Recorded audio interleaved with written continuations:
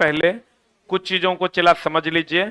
एगो चीज और ध्यान रखिएगा, इस सप्ताह में कंप्लीट सारा टॉपिक आपका फिनिश हो जाएगा। ठीक है, सारा मैथ रीजनिंग सब टीचर को बोल दिए हैं कि इस सप्ताह में आपका कंप्लीट करवा देंगे। ध्यान से समझने की कोशिश कीजिएगा।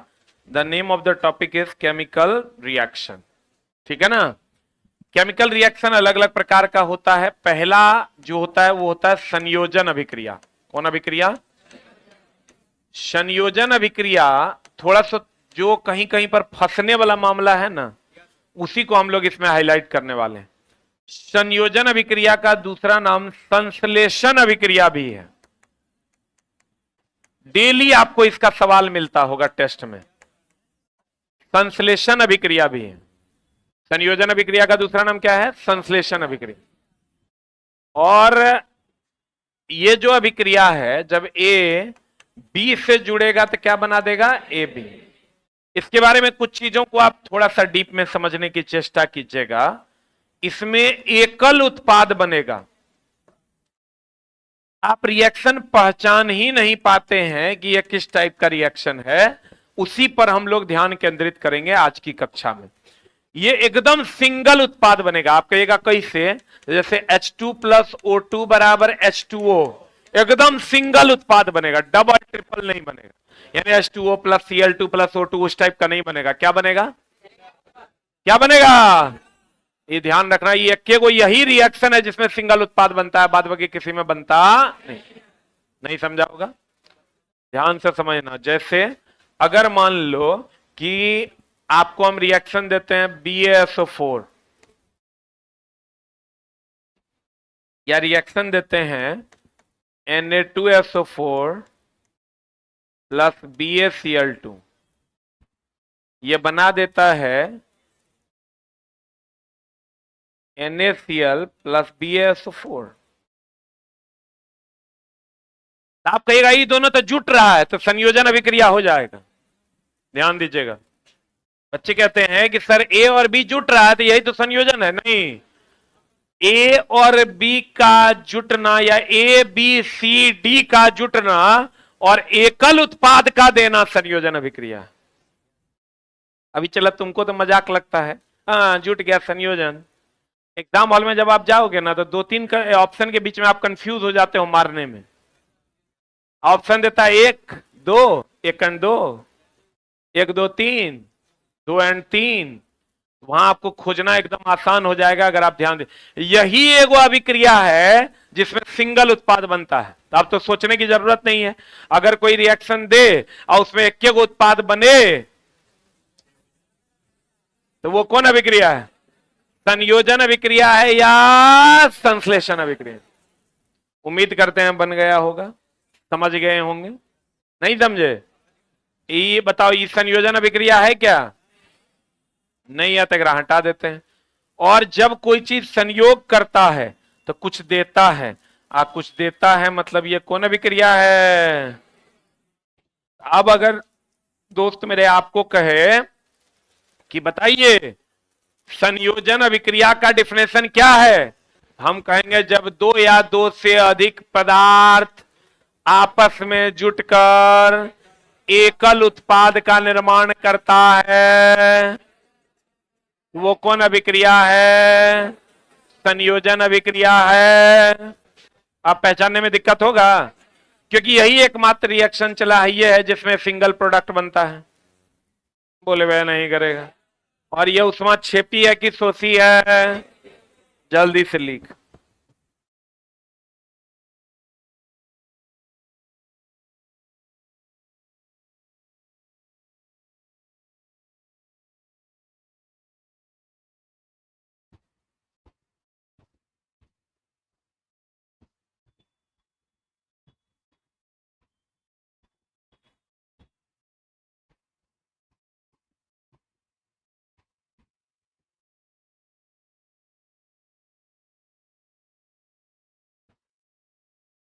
हो गया? जल्दी लिख।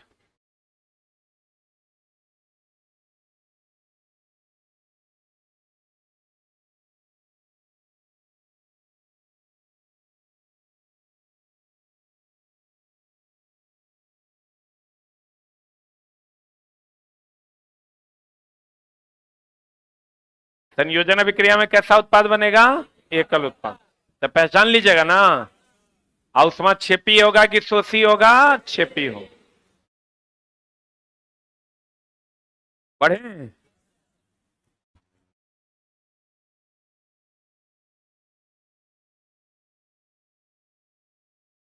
बढ़े? अब देखो, एक होता है वियोजन अभिक्रिया। कौन अभिक्रिया? वियोजन अभिक्रिया। अब वियोजन अभिक्रिया का ही दूसरा नाम अपघटन अभिक्रिया है। कौन अभिक्रिया है? कौन अभिक्रिया है? अपघटन। वियोजन अभिक्रिया का दूसरा नाम क्या है? अपघटन। इसमें सिंगल उत्पाद दो या दो से अधिक उत्पाद में बदल जाता है।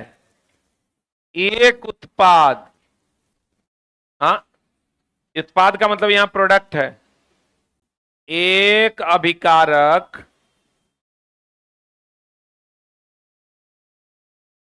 दो या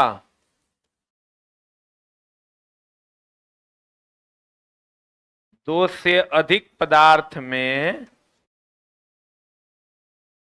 टूट जाता। जल्दी। एक अभिकारक दो या दो से अधिक पदार्थ में टूट जाता है। एक अभिकारक दो या अभिकारक कितना होगा इसमें? रिएक्टेंट एक होगा कि दो होगा? एक होगा, तब वो टूटेगा। तो उसी को हम लोग क्या कहेंगे? कौन अभिकारक? वियोजन अभिक्रिया। वियोजन अभिक्रिया को का ही दूसरा नाम क्या है? अपघटन अभिक्रिया। बताओ, चला चीनी को टूटना है तो वियोजित होना, तो उसमें लेगा कि देगा? देगा। लेगा, गरमाएगा तब ना टूटेगा। तो कहते हैं दोस्त मेरे, ये उष्मा शोषी अभिक्रिया है। कौन अभिक्रिया है?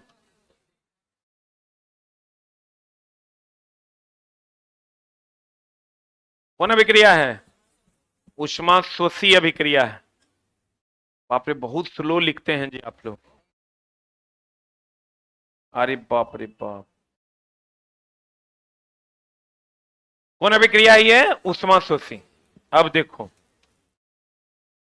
चला लात खा जाएगा, आगे में बैठल है, हंसता है। मोबाइल कहाँ है तुम्हारा? लाओ, व्हाट्सएप खोल के तो नहीं देना। व्हाट्सएप खोल के दो ना।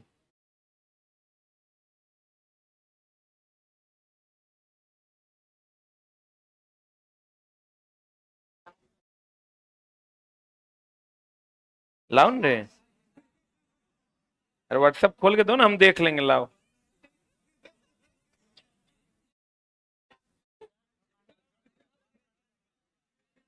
बोलो। अरे बहुत मार मारेंगे। Stand up. और चला, हाथ नहीं चल रहा है और एक लाइन को 3 बार देख के लिख रहा है, कर मतलब ये कहीं फसल है। बोल के लाओ। अभी फिर तो मेरा गुस्सा नहीं देखा है, अभी अगर पासवर्ड ही नहीं याद आ रहा है। उसको क्या डिलीट कर रहा है?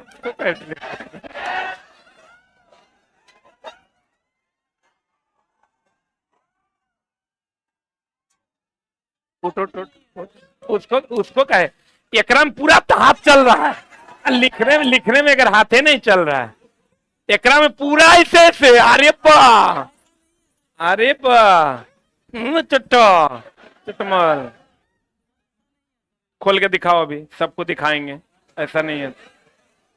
अरे जब हम लोग का तो बाल नहीं है तो टोपी लगाते हैं, अगर बाल है तो यही टोपी। स्टाइल स्टाइल स्टाइल बाबू भाई, स्टाइल। चट्टा, पढ़ने आया तू यही सब। ये वो लाइन ही लिख रहा है। चला, बहुत मार मारेंगे अभी तो, चिन्ह मारेंगे, फुटबॉल बना देंगे। चुट्टा एकरा 3-5 बार देखा है, एकरा ही हाथे नहीं चल रहा है, चुरवा है सब। अरे चला, हम लोग एक बार में देख के बता देंगे कि कुकर्म कर रहा है। बैठो, क्लास के बाद थोड़ा हम बतियाते हैं। चला, वो कैसे लिख रहा है देखो, ये एक क छुट्टा चुरबा। एक अभिकारक दो या दो से अधिक पदार्थों में टूट जाना क्या कहलाता है? ऊष्माशोषी अभिक्रिया। सही है। ऊष्माशोषी ये जो है दोस्त मेरे, वियोजन का ही दूसरा नाम क्या है? अपघटन अभिक्रिया। वियोजन का दूसरा नाम क्या है? अपघटन।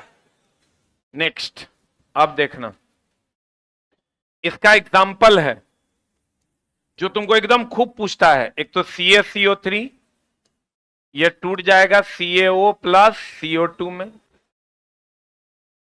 दूसरा लेड नाइट्रेट PbNO3 सबसे ऊपरे में था। माई बाप को रखो ना सबसे ऊपर में। अभी लतिया आएंगे, थोड़ा रुकना। अकेले में काहे दिखाएगा? यहां सबके सामने देखेंगे। Lead nitrate PbO plus NO2 plus किसमें टूटेगा? O2 में।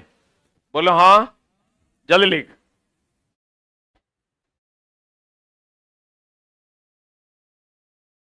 कतई अब कभी आगे नहीं बैठेगा, गारंटी है।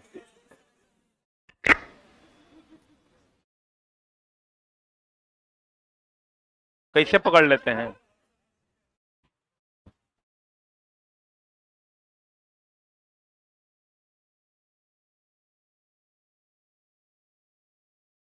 देखो चला, ई है लेड एसीटेट। कभी कभी क्वेश्चन पूछता है लेड एसीटेट कि बताइए लेड नाइट्रेट के बदले हम लोग क्या यूज करते हैं? लेड एसीटेट का। चला आंख में दिखता, बोलो ना। हम ये लड़की लोग में भी कई गो के है, कई गो के नहीं है, हम देख के बता देंगे।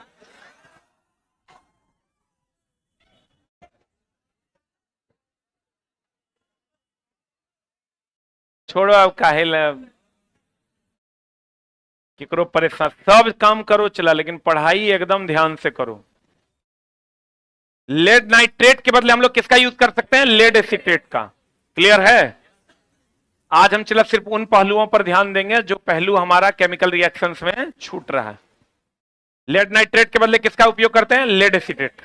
तीसरा रिएक्शन है जब अमोनियम नाइट्रेट NH4NO3, इसको जब आप गर्म करते हैं तो ये बन जाता है N2O प्लस क्या रे? H2O। अमोनियम नाइट्रेट को जब आप गर्म करते हैं तो ये बन जाता है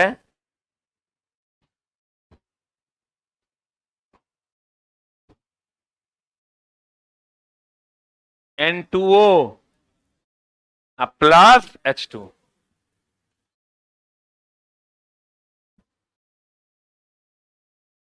बढ़े? NH4NO3 N2O प्लस H2O में बट जाएगा। हो गया? अब आ जाओ दोस्त मेरे, विस्थाप उष्मा छेपी उष्मा शोषी तो जानता होगा।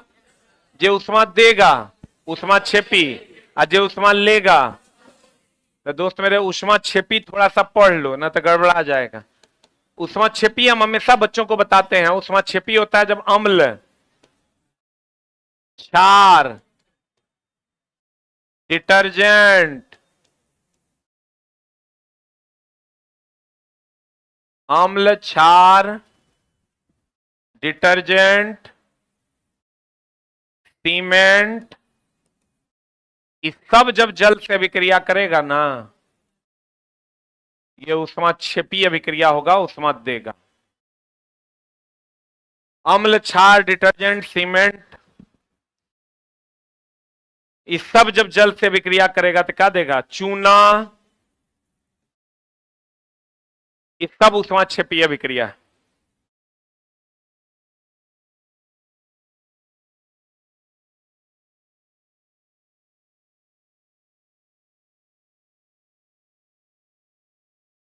हो गया? अब देखो चला, एगो जो आप नहीं पढ़े उष्मा शोषी फिर नहीं पूछेगा। सोडियम, एक होता है विद्युत अपघटन विधि। कौन विधि? विद्युत अपघटन विधि द्वारा हम लोग सोडियम, मैग्नीशियम, अल्युमिनियम जैसे धातु का निष्कर्षण करते हैं।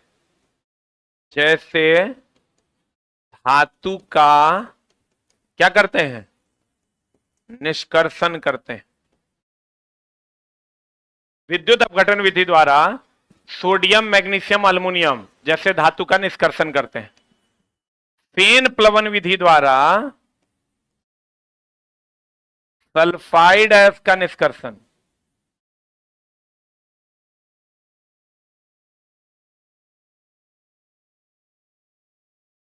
सल्फाइड अयस्क का निष्कर्षण, फेन प्लवन विधि द्वारा सल्फाइड अयस्क का निष्कर्षण। ये जो चला हेबर विधि है, हेबर विधि से क्या बनाते हैं? लेकिन दोस्त मेरे इसका ध्यान रखना, हेबर विधि से अमोनिया बनाते हैं और ये उत्क्रमणीय अभिक्रिया है। N2 जब H2 से अभिक्रिया करेगा तो NH3 दे देगा। कौन उत्प्रेरक की उपस्थिति में? आयरन चूर्ण की उपस्थिति में, याद रखना।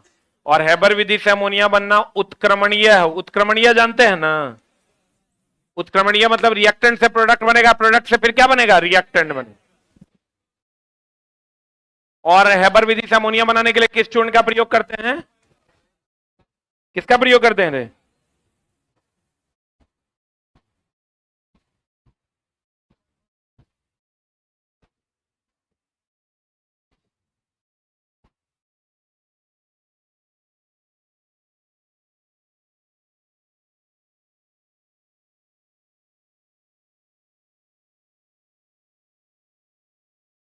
हेबर विधि से जो अमोनिया बनाते हैं इसमें कौन चूर्ण का प्रयोग करते हैं? आयरन चूर्ण का।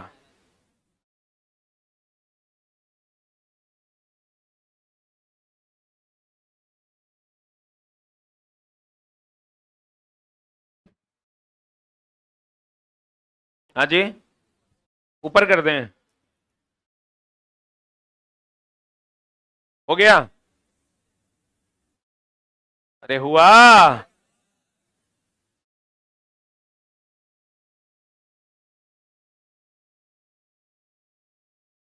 कितना तुम जल्दी लिखेगा तो मोबाइल तो बाबूजी के पास अब जाएगा।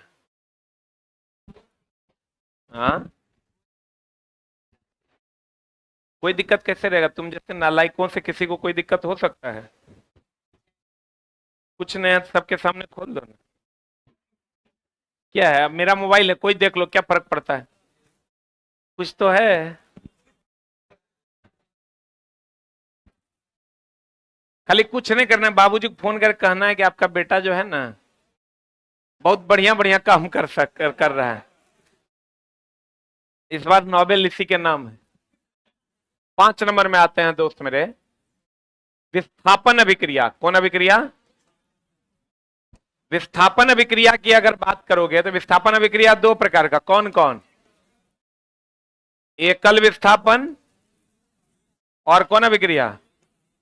द्विविस्थापन। द्विविस्थापन अभिक्रिया का ही दूसरा नाम कौन अभिक्रिया है? कौन अभिक्रिया है? अवक्षेपण अभिक्रिया। कौन अभिक्रिया है? अब देखो, एकल विस्थापन में ए बी से अभिक्रिया करेगा, ए बी सी से अभिक्रिया करेगा, ए सी प्लस बी दे देगा। और द्विविस्थापन अभिक्रिया में ए बी सी डी से अभिक्रिया करेगा, ए सी या प्लस क्या दे देगा? B D. जल्दी, ए सी प्लस क्या दे देगा? B D. दो को विस्थापित होगा, यहां देखो, बी भी विस्थापित होगा, सी भी विस्थापित होगा।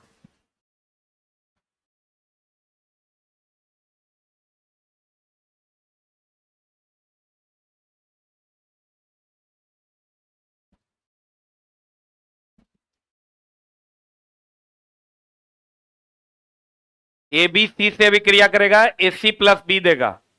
और ए बी सी डी से अभिक्रिया करेगा, ए सी प्लस क्या देगा? B D.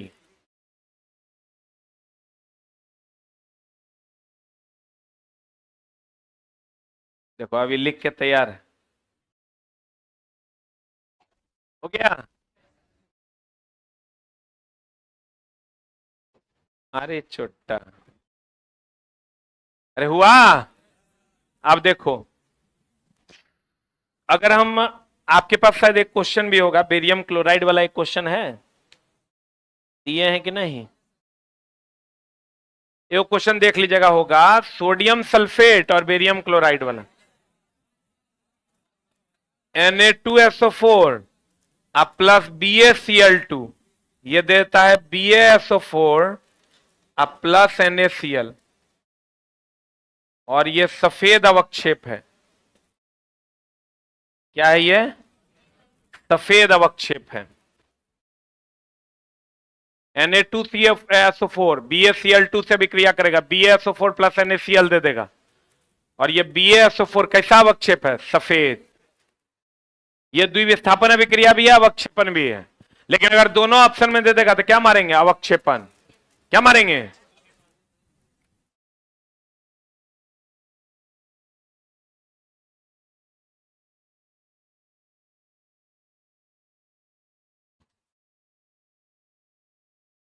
एगो क्वेश्चन पूछता है विद्युत अपघटन से, दुएगो क्वेश्चन पूछता है 6 नंबर में। अगर हम आते हैं विद्युत अपघटन, विद्युत अपघटन के द्वारा या अपघटन में प्रकाशीय अपघटन की अगर हम बात करें, प्रकाशीय अपघटन, प्रकाशीय अपघटन अपघटन का ही एक प्रकार है। तो प्रकाशीय अपघटन में राते में क्वेश्चन था AgCl2 प्रकाश की उपस्थिति में क्या बना देगा? Ag plus plus plus 2Cl minus, और इसका रंग कैसा होता है? स्लेटी रंग का होता है। कैसा रंग का होता है? स्लेटी। एगो विद्युतीय अपघटन है जिसमें जल का होता है। विद्युतीय अपघटन की अगर हम बात करें, विद्युतीय अपघटन, विद्युतीय अपघटन होता है जब H2O इस पर विद्युत धारा प्रवाहित की जाती है तो ये बन जाता है H plus plus OH minus. इसको हम लोग कहते हैं विद्युतीय अपघटन।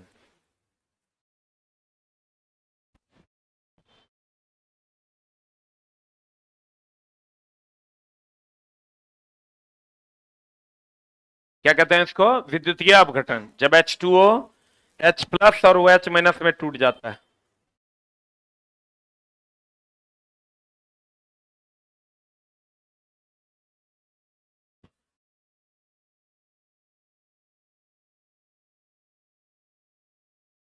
हाँ, तो यहां पर 2Cl माइनस नहीं है रे।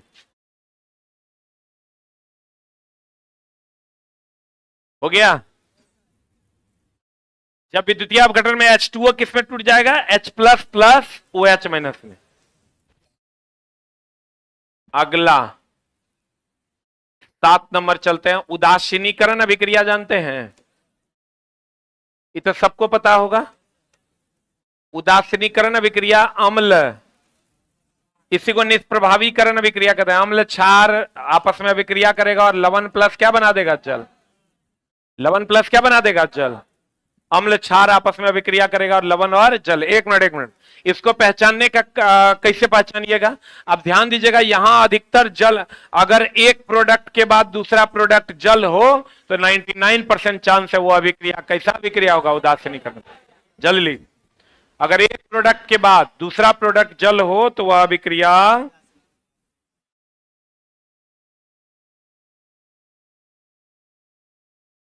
उदासीनीकरण अभिक्रिया है।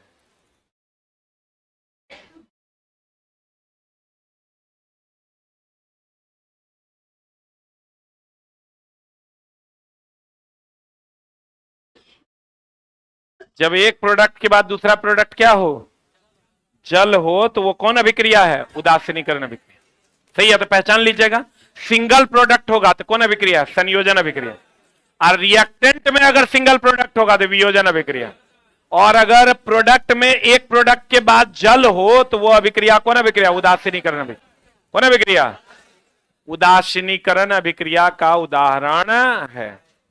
और देखो 8वां है क्लोर क्षार अभिक्रिया। क्लोर क्षार अभिक्रिया क्या है? जब NaCl H2O से अभिक्रिया करता है तो ये बना देता है NaOH plus Cl2 plus H2O। इसको कहते हैं दोस्त मेरे क्लोर क्षार अभिक्रिया, क्योंकि यहां क्लोरीन है और यहां OH है तो क्षार है। इसको कौन अभिक्रिया कहते हैं? क्लोर क्षार अभिक्रिया।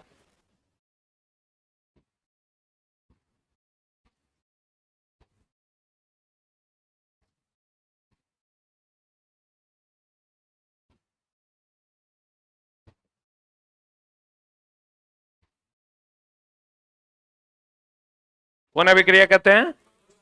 क्लोर क्षार अभिक्रिया के नाम से जानते हैं। कौन अभिक्रिया कहते हैं? क्लोर क्षार अभिक्रिया। क्यों कहते हैं? क्लोरीन है और ये क्या दे रहा है? क्षार। इसी को हम लोग क्या कहते हैं? क्लोर क्षार अभिक्रिया। क्लियर है? अरे बोलो। अब देखो चला, संपर्क विधि से क्या बनता है? संपर्क विधि से बनता है H2SO4। अब फेन उत्प्लवन विधि से अभी तुरंत बताएं, कौन? Sulphide S. हेबर विधि से क्या बनता है? अमोनिया। हेबर विधि से क्या बनता है? अमोनिया। सिंगल प्रोडक्ट बनेगा तो कौन अभिक्रिया? संयोजन। एक रिएक्टेंट टूटेगा, सिंगल रिएक्टेंट टूटेगा, वियोजन। एक प्रोडक्ट के अलावे जल होगा, कौन अभिक्रिया? उदासीनीकरण। एगो गुण और जान लो अवक्षेपण का। अवक्षेप की अगर हम बात करें तो अवक्षेप में बेरियम सल्फेट BaSO4 का अवक्षेप कैसा होता है? सफेद। लेड आयोडाइड का अवक्षेप कैसा होता है? पीला ना। लेड आयोडाइड का अवक्षेप कैसा होता है? पीला। और अवक्षेप कैसा होता है? ठोस। ठोस रूप में होता। बताओ, ठोस यानी पत्थर से कभी गैस निकलेगा? तो अवक्षेप से गैस नहीं निकलता। क्या नहीं निकलता? गैस नहीं निकलता। गैस नहीं निकलता। और यह अघुलनशील है जल में कि घुलनशील है? जल में अघुलनशील है। एगो चीज और ध्यान रखना, कैल्शियम ब्लीचिंग पाउडर जिसको आप कहते हैं CaOCl इंटू Cl, फीका पीला पाउडर है। कैसा पीला पाउडर है? फीका पीला पाउडर है। आंशिक रूप से जल में घुलनशील है। आंशिक रूप से जल में घुलनशील है। कैसा पाउडर है? फीका पीला। कौन गैस देता है? अरे कौन गैस देता है? क्लोरीन गैस देता है।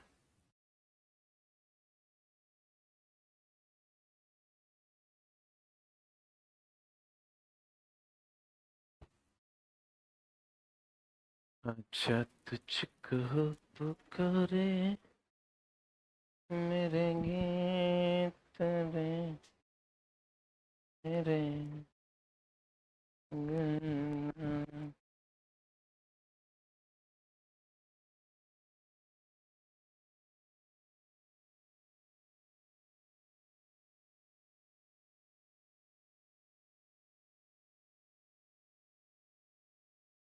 हो गया? ब्लीचिंग पाउडर जल में पूर्ण रूप से कि आंशिक रूप से? आंशिक रूप से घुलनशील होते हैं। बढ़े? अरे बढ़े हो? अरे बढ़े हो? अब बताइए। ये बोला नहीं रे। 1 घंटा से लिखेगा तो यहां हम बैठल रहेंगे। जल्दी जल्दी लिख ना। बताओ, जलीय पोटेशियम आयोडाइड तथा जलीय लेड नाइट्रेट, एनसीईआरटी एग्जाम्पलर का क्वेश्चन है। लेड नाइट्रेट किसके किसके बीच अभिक्रिया हो रहा है? PbNO3 Hal2 प्लस किसके बीच? Lead iodide. आप पोटेशियम आयोडाइड, पोटेशियम आयोडाइड ना। ये बना देता है दोस्त मेरे PbI2 प्लस KNO3। PbI2 कैसा रंग होता है? पीला अवक्षेप देता है। और हम बोले हैं लेड नाइट्रेट के बदले क्या यूज कर सकते हैं? क्या यूज कर सकते हैं? Lead acetate. अब बताओ क्या होगा? लेड नाइट्रेट के मध्य द्विविस्थापन अभिक्रिया में लेड आयोडाइड का पीला अवक्षेप बनता है। क्वेश्चन एक कह रहा है कि लेड नाइट्रेट और पोटेशियम आयोडाइड के बीच जब अभिक्रिया होता है, पोटेशियम आयोडाइड के बीच जब अभिक्रिया होता है, KI के बीच जब अभिक्रिया होता है तो लेड आयोडाइड का पीला अवक्षेप बनता है। इस प्रक्रिया को करते समय यदि लेड नाइट्रेट उपलब्ध ना हो तो निम्नलिखित में से लेड नाइट्रेट के स्थान पर किसका प्रयुक्त किया जा सकता है?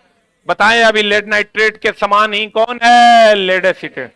अगर आप क्लास के पहले सेकंड से जुड़े होंगे तो सही है। What is the answer? B for ball, NCERT में चलाई दिया हुआ है। तापीय अपघटन ये भी बताएं, अब बताओ NH4NO3, इसको जब तापीय अपघटन करवाओगे तो क्या आ जाएगा, N2O plus H2O। What is answer, बताएं ना अभी, ए की बी की सी। देखो तापीय अपघटन अपघटन कर रहा है, सिंगल प्रोडक्ट है कि मल्टीपल, सिंगल रिएक्टेंट है कि मल्टीपल रिएक्टेंट है, सिंगल रिएक्टेंट। Answer HNO3। इतना से हम बोले एक प्रोडक्ट के साथ अगर जल हो, कौन अभिक्रिया, अपघटन होगा नहीं क्योंकि यहां सिंगल प्रोडक्ट होना चाहिए था, बोलो। संयोजन होगा नहीं क्योंकि इस साइड सिंगल प्रोडक्ट होना चाहिए था। बताओ तो अपघटन में रिएक्टेंट में सिंगल प्रोडक्ट, अब संयोजन प्रोडक्ट में सिंगल प्रोडक्ट, पता नहीं बुझा रहा है कि नहीं। अगर अपघटन होगा तो इस साइड में सिंगल प्रोडक्ट टूटेगा, और संयोजन होगा तो जुट के सिंगल प्रोडक्ट बनेगा। तो यहां तो संयोजन मेन समस्या क्या है, चला इसको बच्चा पढ़ तो लेता है, इक्वेशन का एक पहचान ही नहीं पाता, वो कंफ्यूज कर जाता है, क्योंकि उसको KNO3 के बारे में पता नहीं है कि लवण है। हम तुमको ई तो पता है, तुमको OH है तो क्षार है, HNO3 अम्ल है, लेकिन हमेशा अम्ल और क्षार जुट के यही थोड़े देता है, अलग अलग अभिक्रियाएं हैं। आप खाली ये देखिएगा, एक प्रोडक्ट के बाद अगर जल है तो वो कौन अभिक्रिया है, उदासीनीकरण। रेडॉक्स तो अम्लीय, ऑक्सीकरण अपकरण दोनों अभिक्रिया। अगला टॉपिक यही पढ़ना है हम लोगों को, बता देंगे वहां। कौन सी धातु में विद्युत अपघटन द्वारा प्राप्त की जा सकती है, सोडियम, मैग्नीशियम और अल्युमिनियम। सही है, लिखा भी दिए हैं। Sodium sulphate Na2SO4 barium chloride के साथ अभिक्रिया करता है तो क्या बना देगा, अरे क्या बना देगा, PaSO4 प्लस NaCl। बताओ क्या होगा, हम बोले थे ये द्विविस्थापन अभिक्रिया होगा। ये तो सफेद अवक्षेप न देता है। हम अभी आपको क्या पढ़ाएं कि सफेद अवक्षेप देता है, अवक्षेपण अभिक्रिया है, लेकिन ये एक प्रकार का अवक्षेपण अभिक्रिया, द्विविस्थापन अभिक्रिया भी तो है। व्हाट इज द आंसर, सी। अगर अवक्षेपण रहता तो पहला ऑप्शन की दूसरा ऑप्शन, पहला ऑप्शन क्या होता, अवक्षेपण। अवक्षेपण नहीं है, इसलिए दूसरा ऑप्शन क्या हो जाएगा, द्विविस्थापन अभिक्रिया।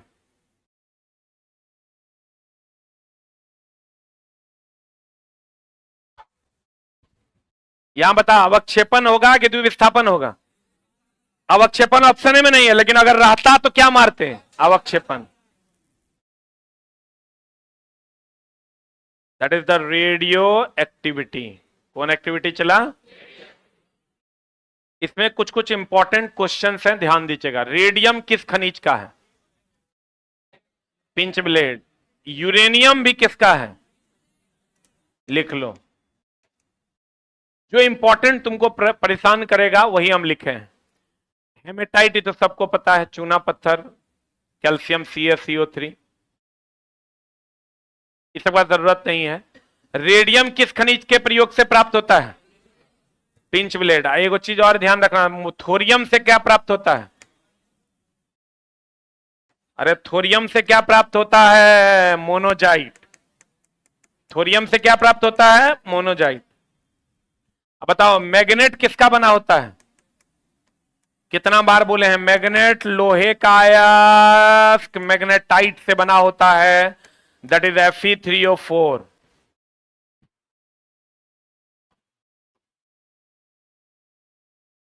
Thorium, monazite. मैग्नेट किसका बना होता है, मैग्नेटाइट का। मैग्नेट किसका बना होता है, मैग्नेटाइट का।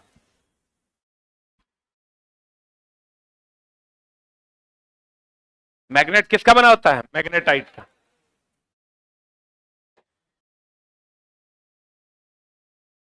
कार्बन डेटिंग, निम्न के निर्धारण, जीवाश्म। बोलो, अच्छा बताओ, जीवाश्म होता है ये पुराना है तो गैर नवीन है कि नवीन है, गैर नवीन है। गैर नवीन है मतलब परंपरागत है। अरे बोलो,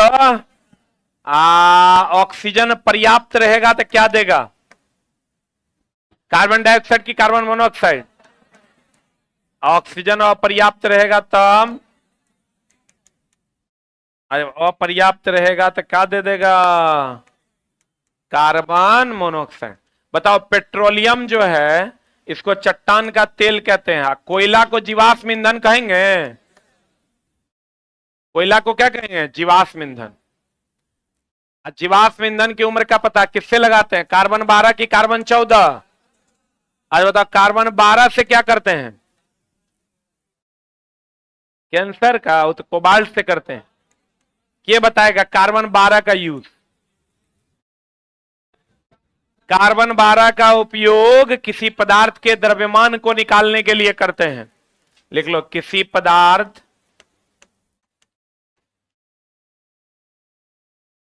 का द्रव्यमान निकालने के लिए करते हैं।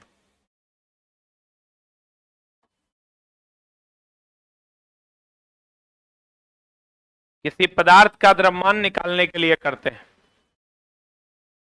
कार्बन 14 का उपयोग कहां करते हैं, जीवाश्म की उम्र का पता लगाने के लिए। और जीवाश्म जो है गैर परंपरागत है, समाप्त, परंपरागत है, समाप्त हो जाएगा कि नहीं होगा, अरे होगा कि नहीं होगा, ये दोस्त मेरा समाप्त हो जाएगा।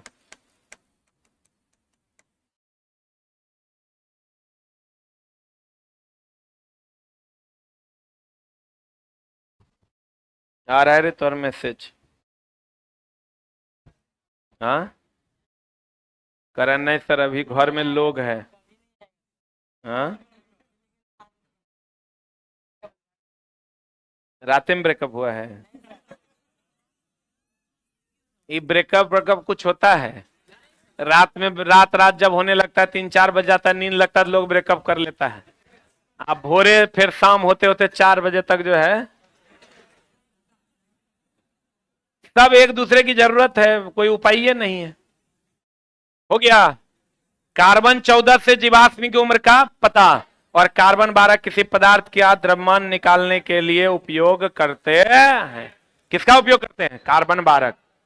अगला प्रश्न आपके स्क्रीन पर, हाल ही में इस सब चला नया टाइप का क्वेश्चन है, कौन सी खोज विज्ञान के क्षेत्र में बड़ी सफलता के रूप में जाना गया, गुरुत्वाकर्षण तरंगों की का पता। यह कंप्लीट नए तरीके से पता लगाया गया है और नया चीज है। पता निम्नलिखित में से कौन सा सुमेलित नहीं, इसको चला, इसे याद करने का इसका एकदम सिंपल सा तरीका है कि आप दैनिक जीवन की चीजों से इसको याद कीजिए। यूरेनियम नाभिकीय रिएक्टर, आयोडीन घेगारों के उपचार, आयरन की कमी से क्या होता है, एनीमिया, कोबाल्ट से क्या होता है, कैंसर, सोडियम से ब्रेन ट्यूमर, सोडियम से रक्त का थक्का का पता, और आर्सेनिक से ब्रेन ट्यूमर। तुमको दुए को परेशान करेगा, एगो सोडियम आएगो कौन, आर्सेनिक।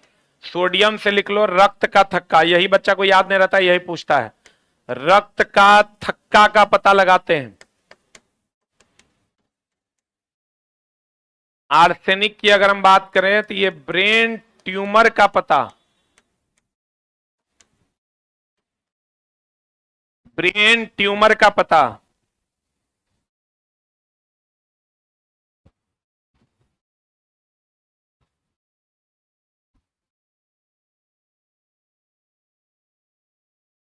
ब्रेन ट्यूमर का पता कौन, कौन रे, आर्सेनिक। किसका पता लगाता है, ब्रेन ट्यूमर का पता कौन लगाता है, आर्सेनिक। देखो यूरेनियम ऐसे भी नाभिकीय रिएक्टर में कभी कभी कहेगा तुमको, नाभिकीय रिएक्टर का ईंधन के रूप में किसका उपयोग करते हैं, यूरेनियम 235। यूरेनियम में भी यूरेनियम 235। कभी कभी क्वेश्चन कह देगा नाभिकीय रिएक्टर के कोर में हम लोग किसका उपयोग करते हैं, ईंधन को ही कोर कहते हैं, ईंधन को ही क्या कहते हैं, कोर। लिख लो, नाभिकीय रिएक्टर के, नाभिकीय रिएक्टर के ईंधन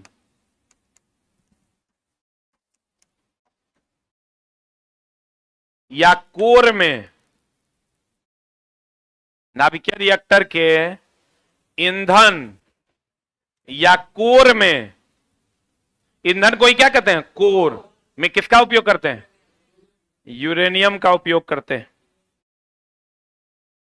यहां लिखो, रिएक्टर या कोर में किसका उपयोग करते हैं, यूरेनियम का उपयोग करते हैं। किसका उपयोग करते हैं? अच्छा आपको कह दे, बताओ परमाणु बम में हम लोग किसका उपयोग करते हैं? पहला यूरेनियम 235 का, इससे बढ़िया है यूरेनियम 238 का। बताइए किसका उपयोग करेंगे? ऑनलाइन वालों बताओ, ए नंबर की बी नंबर? कितने लोग ए बी के फेवर में है? Raise your hand. और ए के फेवर में? A is the right answer. क्यों? ये 238 है इसलिए मर रहा है। 235 क्योंकि इसको समृद्ध यूरेनियम कहते हैं, क्योंकि इस पे धीरे से भी न्यूट्रॉन का अटैक की जगह ये बेरियम और क्रिप्टन में क्या होगा? टूट जाएगा। इसको समृद्ध यूरेनियम कहते हैं। लिख लो, समृद्ध यूरेनियम। समृद्ध यूरेनियम किसको कहते हैं?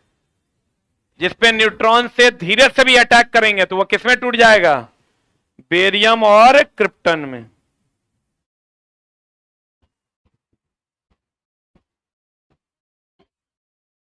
लिखा? किसमें टूट जाएगा? बेरियम और क्रिप्टन में। कौन? समृद्ध यूरेनियम। एक चीज और ध्यान रखना चला इसी चैप्टर में, हम बार बार बताते हैं, जितना बम है वो सब अनियंत्रित है कि नियंत्रित है? जितना बम है अनियंत्रित है। और ये हाइड्रोजन बम की अगर बात करोगे तो नियंत्रित कि अनियंत्रित? अनियंत्रित कौन अभिक्रिया? संलयन की विखंडन। और अगर वही परमाणु बम अणुबम एक के है, परमाणु बम कह दे, अणुबम कह दे, नाभिकीय बम कह दे, नाभिकीय बम कह दे, इस सब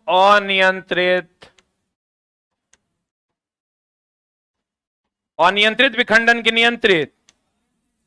अनियंत्रित विखंडन। हम वैसे सभी चीजों को चला इस आगे के चीजों में बताएंगे 3 क्लास और में, जिसमें आपका जो आपको दिक्कत करेगा, जहां जहां आपको परेशानी है, वो सारी चीजों को हम आगे की कक्षाओं में बताएंगे। जितना बम है सब अनियंत्रित की नियंत्रित? आप बताओ तो। सूर्य में संलयन की विखंडन, ये सब तो पता है ना? नाभिकीय रिएक्टर में विखंडन। क्लियर है? कल हम लोग पढ़ेंगे सबसे important topic oxidation and reduction, लेकिन कोशिश कीजिएगा पहले सेकंड से जुड़ने का, नहीं तो फिर जुड़ के कोई फायदा नहीं होगा। अगर आप बीच में जुड़िएगा तो 9:05 में क्लास लाइव हो जाता है। कहते हैं सफलता इतनी खामोशी से करो, सफलता मेहनत इतनी खामोशी से करो कि सफलता क्या करे? शोर मचा दे। 3 क्लास और है। कितना क्लास? 3 क्लास।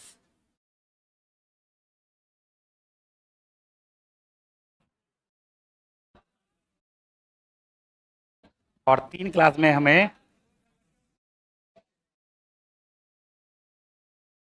करें शुरू।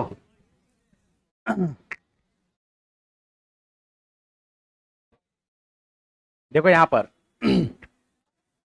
स्टैंडर्ड फॉर्म होता है ax² plus bx plus c बराबर 0।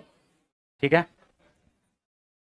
x का अगर मान, वैसा मान, बात पे ध्यान दो, x का वैसा मान जो इस समीकरण में रखने पर इस पूरे समीकरण का मान 0 आ जाए तो उसे कहा जाता है जीरोज या रूट्स या मूल या x का मान। तो x का मान यहां पर देखो, x का मान निकालने के लिए हम लोग श्रीधराचार्य नियम का इस्तेमाल करते हैं। एक आता है -b plus minus √b² minus 4ac बटे 2a। और कभी कभी बिना इसका इस्तेमाल किए हुए भी हम लोग मूल निकाल लेते हैं। ठीक है? ध्यान से सुनना। इसका एक मान, एक तो प्लस होगा, दूसरा मान क्या होगा? माइनस होगा। अल्फा प्लस बीटा, एक मान को हम लोग अल्फा मान लेते हैं, दूसरा मान को बीटा। असल में x का ही वो मान है, एक अल्फा, और बीटा जो है वो असल में x का ही दूसरा मान है। लेकिन चूंकि x का ही दूसरा मान है तो इसलिए हम दोनों को अलग अलग लिखने के लिए अल्फा और बीटा मान लेते हैं, बाकी अल्फा और बीटा कुछ है नहीं। यहां पर अल्फा प्लस बीटा मूलों का योगफल निकालने के लिए हम लोग इस्तेमाल करते हैं माइनस बी बाई ए, और अगर मूलों का गुणनफल निकालना हो तो हम लोग क्या करते हैं, क्या लिखते हैं, सी बाई ए।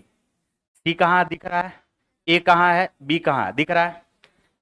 अब अल्फा और बीटा अगर दिया हुआ रहे और फिर से समीकरण बोले कोई निकालने के लिए, तो x square minus alpha plus beta into x plus हमारे पास क्या हो जाएगा, alpha plus alpha into beta बराबर क्या हो जाएगा, 0।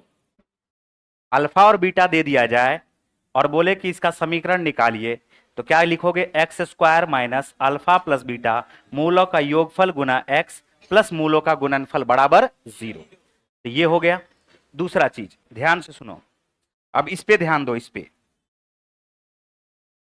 ये हमारे पास जो है बी स्क्वायर माइनस 4ac, इसको डिस्क्रिमिनेंट कहा जाता है। क्या कहा जाता है, विविक्त कर, हिंदी में क्या बोलते हैं, और क्या बोलते हैं, विवेचक।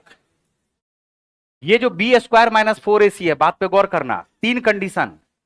पहला कंडीशन, अगर बी स्क्वायर माइनस 4ac 0 से छोटा हो जाए, किससे छोटा हो जाए, 0 से, तो 0 से छोटा होगा तो ये माइनस में होगा, किसमें होगा, और माइनस का स्क्वायर रूट निकालोगे तो काल्पनिक संख्या आएगा। संख्या कितना प्रकार का, 2 प्रकार का, एक वास्तविक संख्या, एक काल्पनिक संख्या। तो अगर ये माइनस में आ गया तो माइनस का स्क्वायर रूट निकालोगे तो ये काल्पनिक कहलाएगा। तो हम लोग बोलेंगे कि कभी भी बी स्क्वायर माइनस 4ac 0 से छोटा हो जाए तो इस कंडीशन में रूट्स क्या होंगे, काल्पनिक। रूट्स क्या होंगे, काल्पनिक। रूट्स क्या होंगे, काल्पनिक। दूसरा कंडीशन, अगर बी स्क्वायर माइनस 4ac ये बराबर हो जाए 0 के, किसके बराबर हो जाए, 0 के। अगर यह 0 के बराबर हो गया तो 0 का स्क्वायर रूट क्या होगा, 0। तो प्लस 0 करो चाहे माइनस 0 करो, होगा तो ये वास्तविक, क्या होगा ये, और प्लस 0 करोगे वही रूट आ जाएगा, माइनस 0 करोगे वही रूट आ जाएगा। तो बी स्क्वायर माइनस 4ac बराबर अगर 0 आ गया तो इसके मूल जो होंगे वो क्या होंगे, वास्तविक होंगे, और दोनों मूल क्या होंगे, समान होंगे, क्योंकि प्लस 0 करो चाहे माइनस 0 करो कोई फर्क नहीं पड़ता है। तीसरा, अगर बी स्क्वायर माइनस 4ac यह 0 से क्या हो जाए, बड़ा हो जाए, 0 से क्या हो जाए, बड़ा हो जाए, तो अगर 0 से बड़ा होगा तो ये वास्तविक, लेकिन एक बार प्लस होगा तो दूसरा मूल आएगा, एक बार माइनस होगा तो दूसरा मूल आएगा। इसलिए हम लोग बोल सकते हैं कि अगर बी स्क्वायर माइनस 4ac ये 0 से क्या हो जाए, बड़ा हो जाए, तो दोनों मूल क्या होंगे, वास्तविक, और दोनों मूल क्या होंगे, असमान। यही 3 कंडीशन आएगा। कितना कंडीशन आएगा, 3 कंडीशन। तो बी स्क्वायर माइनस 4ac अगर 0 से छोटा हो जाए तो ये क्या कहलाएगा, काल्पनिक। बी स्क्वायर माइनस 4ac अगर 0 के बराबर हो जाएगा तो यह क्या कहलाएगा, वास्तविक और समान। अगर बी स्क्वायर माइनस 4ac 0 से बड़ा हो जाएगा तो यह वास्तविक भी होगा और दोनों मूल असमान होंगे। ठीक है, लिख लो इसको जल्दी से।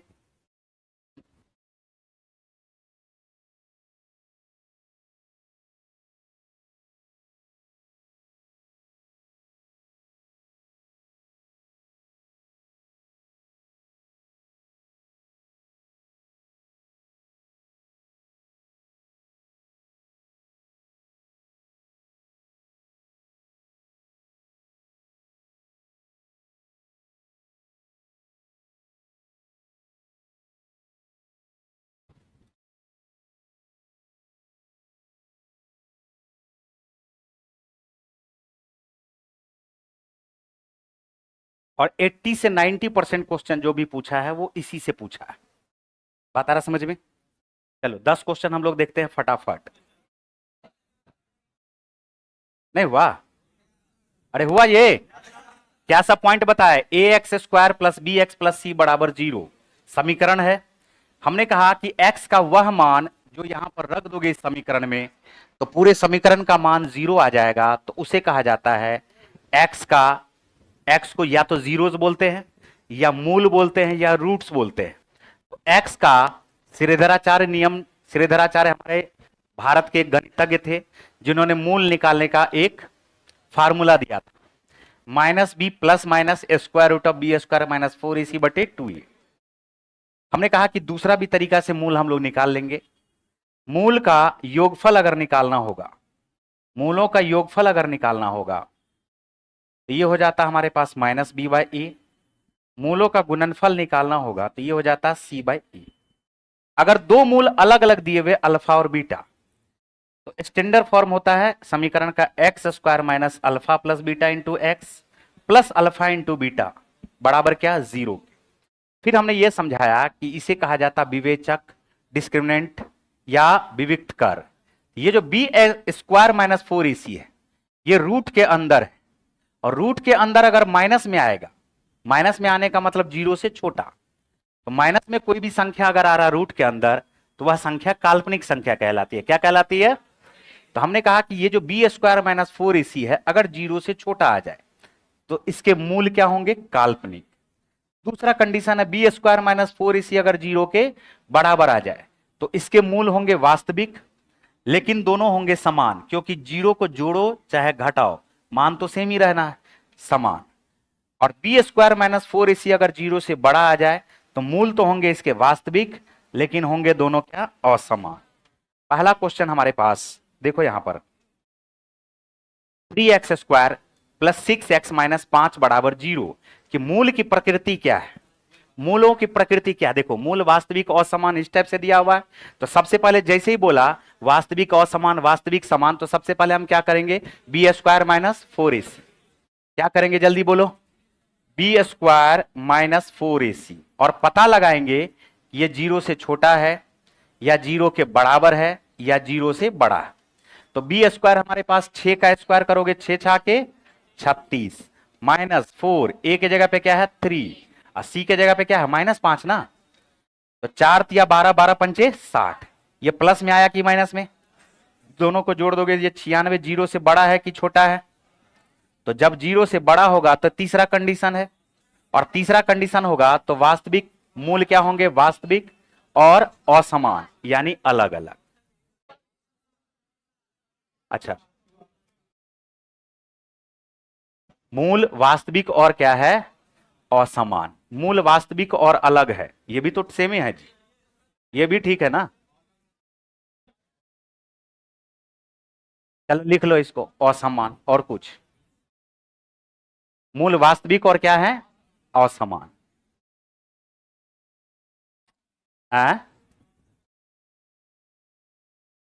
ऑप्शन में कोई डिफरेंस, ये देखो हमें तो लग रहा है कि मूल वास्तविक और अलग है, तो वो बात वही हो गया ना, है बात वही हो गया, ठीक है। हालांकि ये यहां पर या तो टाइपिंग मिस्टेक होगा और कुछ नहीं होगा।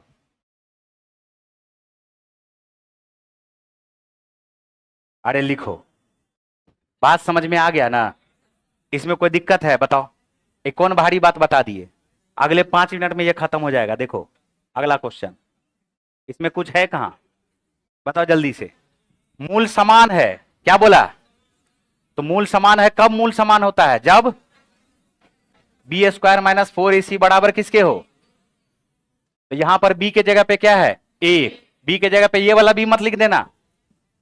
अरे बात समझ में आ रहा है, ये किसके जगह पे लिखोगे, b के जगह पे क्या लिखोगे 1, यहां लिखोगे 1 का स्क्वायर, 4ac को बराबर के उस तरफ भेज दो 4, a के जगह पे क्या लिखोगे a, इंटू सी के जगह पे क्या लिखोगे, सी के जगह पे लिखोगे b। ये आ गया हमारे पास 1/4 बराबर किसके आ गया, a इंटू बी के। आंसर कौन सा होगा, ए।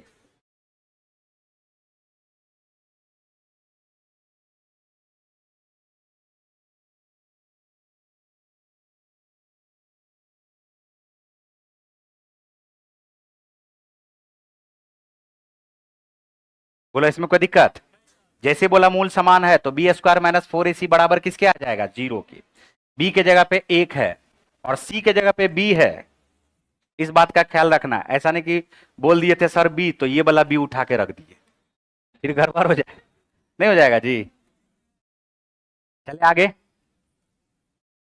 चलो देखो अगला क्वेश्चन, a और b समीकरण x square plus x minus 2 बराबर 0 के मूल हैं, तो x के पदों में वह द्विघात समीकरण ज्ञात कीजिए जिसके मूल 1/a प्लस 1/b तथा ab है। देखो ये ठीक ठाक क्वेश्चन है, क्वेश्चन पे ध्यान दो। सबसे पहले तो ये बताओ कि हमारे पास पहला जो समीकरण है वो है x square plus x minus क्या है 2, और बराबर किसके आ जाएगा 0 के। मूल निकालना है तो मूल निकाल करके भी बना सकते हैं। देखो ध्यान से, मूल कैसे निकाला जाएगा इसको सीखो। मूल ऐसे निकाला जाएगा, इसके आगे में क्या है 1, इसके आगे में क्या है 1, और इसके आगे में भी क्या है 1। इस दोनों को आपस में गुना करो, ए और सी को आपस में गुना करो, -2, क्या आ गया -2। अब ये जो हमारे पास 1 है, इसको दो ऐसे पार्ट में तोड़ो कि जोड़ने पर तो +1 आए लेकिन गुना करने पर -2 आए। हम बोलेंगे बिल्कुल कर देंगे, 2 माइनस 1, 2 माइनस, तो 2 में से 1 गया तो क्या आया 1, और 2 को -1 से गुना करोगे तो क्या आएगा -2। ये हमने पहला स्टेप में क्या निकाला, बात समझ में आया। 3 स्टेप में क्वेश्चन बनेगा। पहला स्टेप था, हमने कहा कि इस दोनों को आपस में गुना कर दो, -2, यहां पर क्या है +1, इस 1 को दो ऐसे पार्ट में तोड़ो कि जोड़ने पर +1 आए और गुना करने पर -2 आए। ये हुआ पहला स्टेप। दूसरा स्टेप, साइन को कर दो चेंज, जहां माइनस है वहां प्लस कर दो, जहां प्लस है वहां माइनस। और तीसरा स्टेप, कॉफिशिएंट से कर दो डिवाइड। कॉफिशिएंट 1 है, कॉफिशिएंट इसको कहा जाता है एक्स स्क्वायर का कॉफिशिएंट 1 है। डिवाइड कर दोगे 1 से, नहीं भी करोगे तो काम चलेगा। एक्स का 2 मान निकल चुका है, एक मान है -2 और एक मान हमारे पास क्या है 1। क्या कुछ बात आया समझ में। तो मूल जब निकल गया तब बोला है एक और समीकरण है, एक और समीकरण है जिसका एक मूल मान लेते हैं हम लोग अल्फा। एक मूल है 1/a plus 1/b, 1/a plus क्या है 1/b, और a का मान हमारे पास क्या आया है -2, और b का मान क्या आया है, अरे इसी के बारे में बोला था ना जी अभी। तो a का मान अगर -2 रखोगे, यहां पर रखोगे माइनस, ये हो जाएगा 1/2, और ये प्लस हमारे पास आ जाएगा 1/b। क्या 1/1 है क्या, तो 1/1 में से 1/2 को घटाओगे तो क्या आ गया 1/2। दूसरा मूल बोला है alpha into beta, a into B है। दूसरा मूल हमारे पास है -2 इंटू 1, ये बराबर किसके होगा -2 के। अब बताओ कि किसी भी समीकरण का स्टैंडर्ड फॉर्म कैसे लिखते हैं, कैसे समीकरण लिखते हैं। X square minus alpha plus beta x plus alpha into beta बराबर 0। तो एक मूल निकला है 1/2, दूसरा मूल निकला है -2। तो x square minus alpha plus beta करोगे, 1/2 में से -2 को घटाओगे तो क्या ये -3/2 आएगा क्या, into x. Alpha into beta करोगे तो -2 को -1/2 2 से गुना करेंगे, क्या ये हमारे पास -1 आ जाएगा क्या। अब यहां पर नीचे में जो हमारे पास है ये 2 है, दोनों तरफ हम 2 से गुना कर देंगे। जैसे ही 2 से गुना करोगे तो यह आएगा 2x square minus minus plus 3x, 2 से गुना करोगे तो -2 बराबर क्या आ गया 0 के। तो आंसर आ गया है 2x square plus 3x minus 2 बराबर 0। 2x square plus 3x minus 2 बराबर 0। हमने यहां पर क्या बताया, मूल निकाल करके। हमने क्या बताया, मूल। एक और तरीका बताते हैं, मूल निकालना था हमें सिखाना था, इसीलिए हम इसको निकाल के बताए। लेकिन दूसरा भी तरीका लिखते हैं, जल्दी से पहले इसको लिख लो।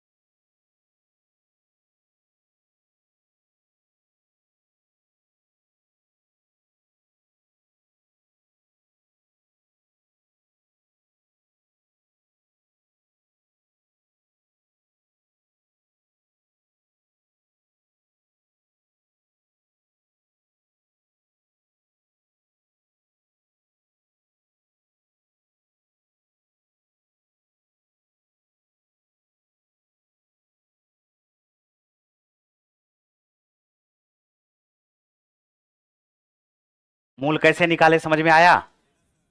मूल का इस्तेमाल हम लोग यहां पर रख करके कर देंगे। दूसरा तरीका बोल रहे हैं कि मूल ऐसे ना निकाल के दूसरा तरीका से कैसे निकालते हैं। देखो समीकरण कैसे निकालते हैं, लिख लिया। देखो क्वेश्चन दो पार्ट में है। क्वेश्चन कितना पार्ट में है? दो पार्ट में। कहा जा रहा क्या कि एक समीकरण है x square plus x minus two बराबर क्या है? 0। इसके दो मूल हैं, एक मूल का नाम है ए और दूसरे मूल का नाम क्या है? बी। ठीक है, हम बोलते हैं इसके मूलों का योगफल क्या होगा? मूलों का योगफल क्या होगा? तो बोलोगे 1/1 होगा। अरे बोलो -b/1, -1 बटे क्या आ जाएगा? 1। और मूलों का गुणनफल क्या होगा? जल्दी बोलो, c/, तो -2 आ गया। यहां तक किसी को दिक्कत नहीं।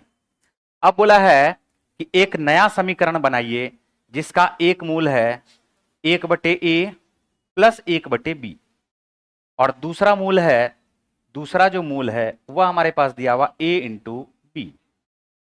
तो 1/a प्लस 1/b को अगर हम जोड़ते हैं तो नीचे आएगा ab और ऊपर क्या आएगा? a plus B. ठीक है, a प्लस बी अगर हम इसके जगह पे मान रख देते हैं, देखो a प्लस बी के जगह पे क्या है? -1 और a इंटू बी के जगह पे -2, तो क्या ये 1/2 होगा क्या? और a इंटू बी के जगह पे हम लोग क्या मान रख सके? -2। हमें पता है समीकरण निकालने का स्टैंडर्ड फॉर्म है x square minus alpha plus beta into x plus alpha into beta बराबर 0। तो सब कुछ हमारे पास यहां पर निकला हुआ है। तो x square minus alpha plus beta करोगे, क्या इस दोनों को जोड़ना पड़ेगा क्या? तो 1/2 में से -2 करोगे, आधा में से 2 को घटाओगे, तो क्या ये हमारे पास -1.5 आ जाएगा क्या? -1.5 का मतलब -3/2 और इंटू क्या आ जाएगा? ये x। अल्फा इंटू बीटा करोगे, 1/2 को -2 से आपस में गुना करोगे, 2 से 2 कट जाएगा, क्या यहां पर -1 हो जाएगा क्या? अब इस 2 का कोई काम नहीं है, नीचे 2 से दोनों तरफ गुना कर देंगे तो ये आ जाएगा 2x square minus minus plus 3x minus 2 बराबर क्या आ गया? 0। तो दोनों मूल अलग अलग निकालने का कोई जरूरत नहीं है। आंसर क्या आ जाएगा बताओ? Option number B. जहां दिक्कत हो एक बार फिर से पूछना। शुरू में थोड़ा सा लगता है हार्ड, लेकिन है नहीं, सबसे आसान टॉपिक यही है, द्विघात समीकरण। मूलों का योगफल, मूलों का गुणनफल निकालने आना चाहिए बस।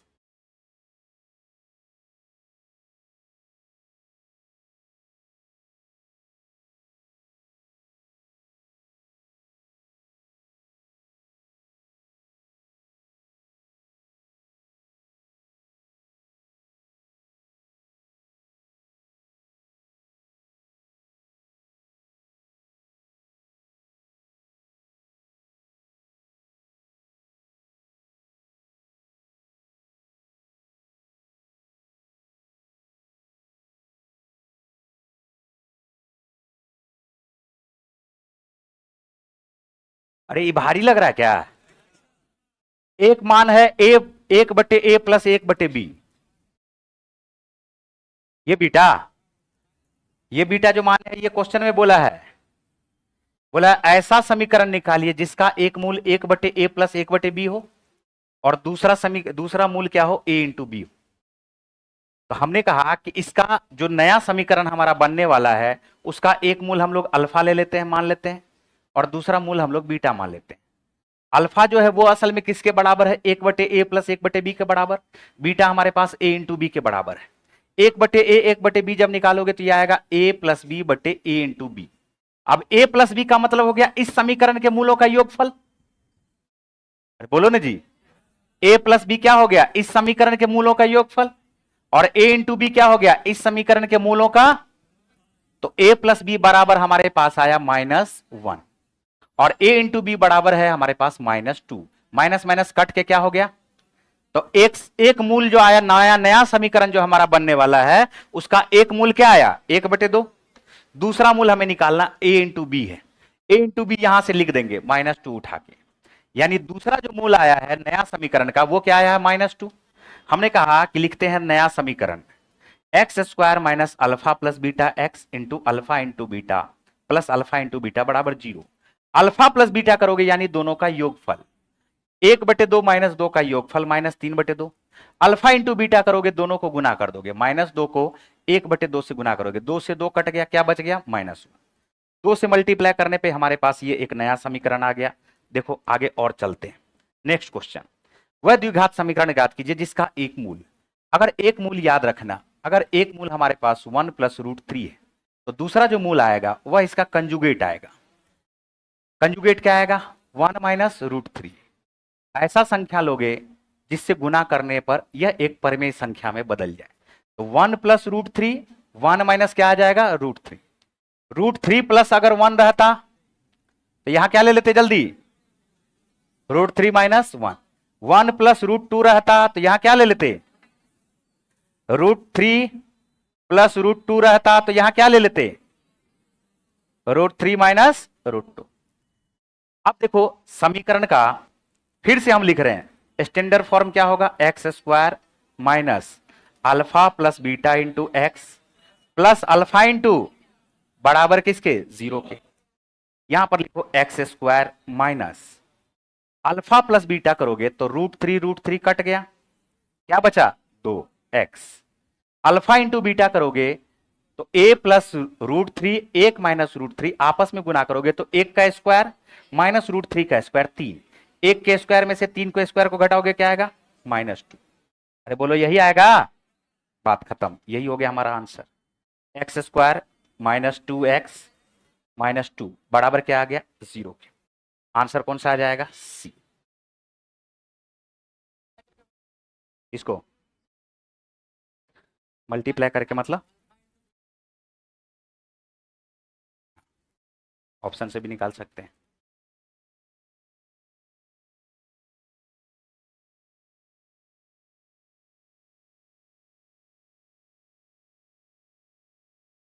दूसरा मूल निकल गया, कंजुगेट होगा हमेशा। ये दूसरा मूल निकल गया, इसको किससे गुना करें कि परमेय संख्या में बदल जाएगा? 1 माइनस √3 से।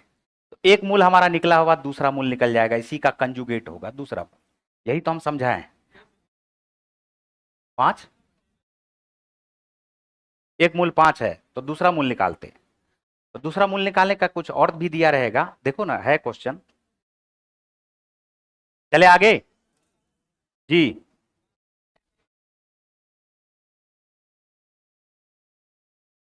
तो 1 + √3 आ जाएगा दूसरा मूल। अरे चले आगे, देखो 5वां, सबसे आसान टॉपिक यही है और 1 नंबर क्वेश्चन फिक्स है। क्या बोले, बात ध्यान दे रहे हो? जितना चैप्टर पढ़ा रहे हैं 1 नंबर फिक्स है, सब चैप्टर से। द्विघात समीकरण से 1 क्वेश्चन फिक्स है, हाइट एंड डिस्टेंस पढ़ा है 1 क्वेश्चन फिक्स है। कल क्या पढ़ाए थे?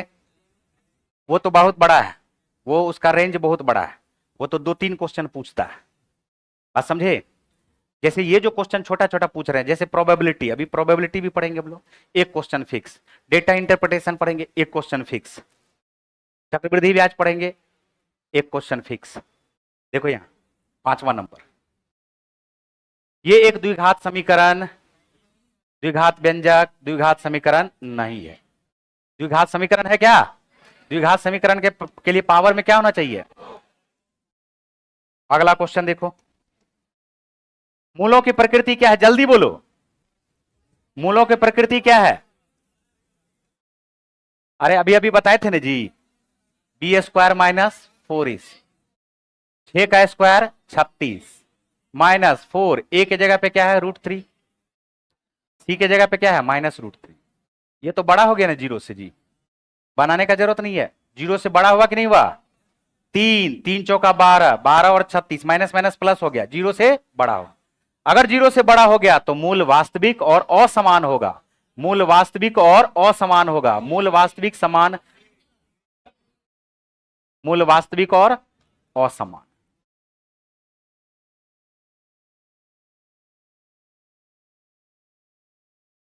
क्या?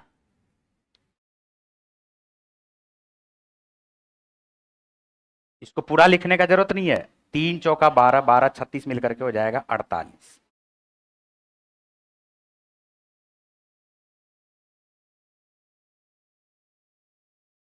चले आगे, बताओ। अल्फा और बीटा के समीकरण 6x² प्लस x माइनस 15 बराबर 0 के मूल है। जहां अल्फा बड़ा है बीटा से, तो अल्फा माइनस बीटा ज्ञात करना है। तो अभी अभी मूल निकालने का तरीका बताए थे। 6x² प्लस x माइनस क्या है 15, इस दोनों को आपस में गुना करो जल्दी। 15 छाके 90, यही ना होगा। इसके आगे में कुछ नहीं है तो क्या है, 1 है। क्या 10 में से 9 को घटा के लिख सकते हैं क्या? 10 9 में 90, 10 में से 9 गया 1। ये हुआ पहला स्टेप। दूसरा स्टेप साइन चेंज। तीसरा स्टेप क्या करोगे, कॉफिशिएंट से भाग। कॉफिशिएंट से क्या दोगे, भाग। तो एक मान जो हमारा x का आएगा, जिसको हम लोग अल्फा मानते हैं, अल्फा बीटा से बड़ा है, तो बड़ा यही दिख रहा है हमें, तो ये अल्फा का मान होगा। और ये किसका मान होगा, बीटा का मान होगा। ठीक है, तो बीटा का मान अगर निकालोगे तो ये आ जाएगा, 2 से काटो, 2 पंचे 10, 2 तिया 6।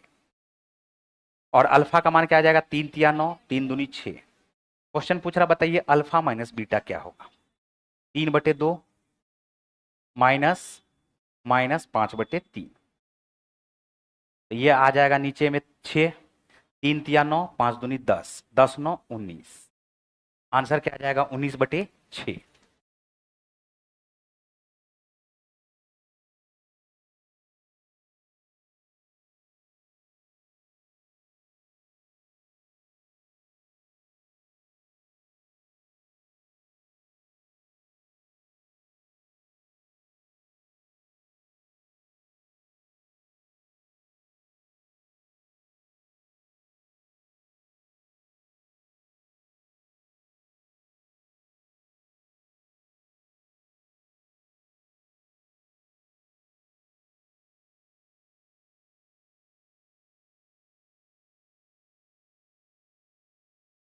चले आगे,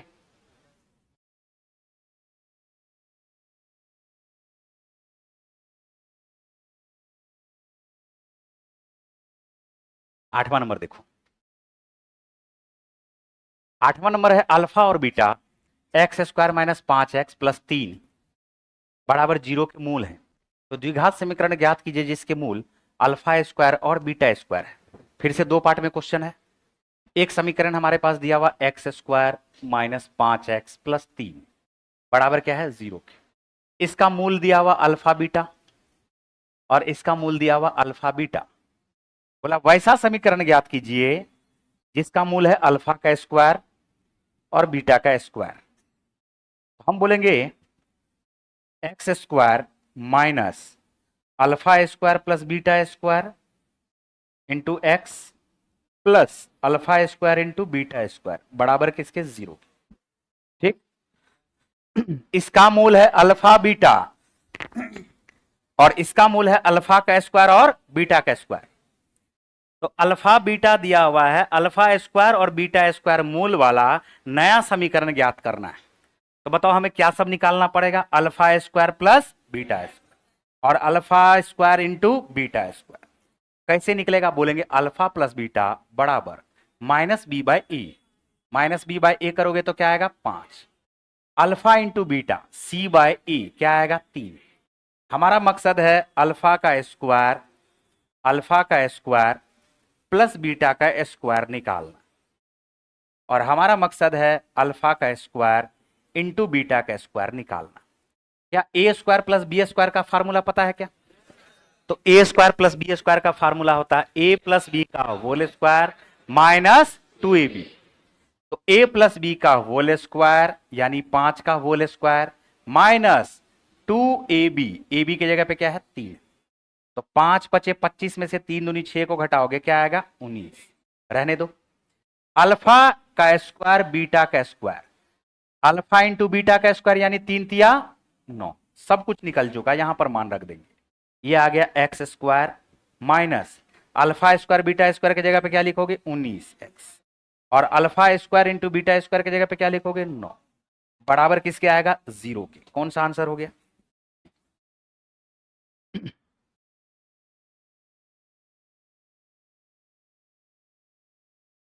एक दिया हुआ है, एक निकालना है।